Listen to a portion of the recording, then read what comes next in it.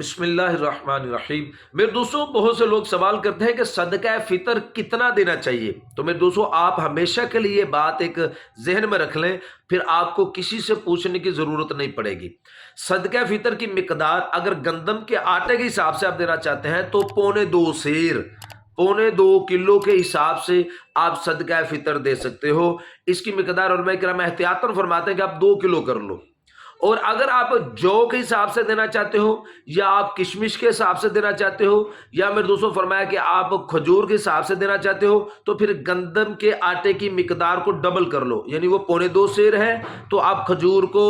یا جو کو یا کشمش کو آپ ڈبل کر لو، یعنی 3.5 کلو، یا میرے دوستوں احتیاطاً جو علماء فرماتے ہیں کہ 4 کلو۔ 4 کلو کے حساب سے اس کی قیمت نکالو، پھر اس حساب سے آپ صدقہ فطر آپ ادا کر سکتے ہو۔ 2026 کے اندر میرے دوستوں فرمایا اگر آپ گندم کے حساب سے گندم کا آٹا دینا چاہتے ہو تو پھر اس کی مقدار علماء نے احتیاط کے حساب سے 2 کلو کے اعتبار سے 300 روپیہ بتایا کہ آپ 300 کے حساب سے آپ صدقہ فطر دے سکتے ہو۔ اگر آپ جو کے حساب سے دینا چاہتے ہو تو جو کو آپ 4 کلو کر لو، ڈبل کر لو 4 کلو، تو پھر اس کی مقدار 1000 سے اوپر بتاتے ہیں کہ 1050 روپے کے قریب آپ اس کو صدقہ فطر ایک فرد کا، یہ ایک فرد کا ہے۔ اور اگر آپ نارمل کھجور کے حساب سے دینا چاہتے ہو صدقہ فطر تو یہ 4 کلو کی مقدار آپ، یعنی یہ دیکھ لو کہ کتنے پیسے بنتے ہیں، یہ تقریباً 2100-2200 کے قریب بنتے ہیں، یعنی احتیاطاً آپ 2100-2200 روپے آپ یعنی فی کس ایک آدمی کا صدقہ فطر ادا کر سکتے ہو۔ تو اگر میں دوستوں آپ کشمش کے اعتبار سے دینا چاہتے ہو تو پھر کشمش کی قیمت 4 کلو کے حساب سے میرے دوستوں کوئی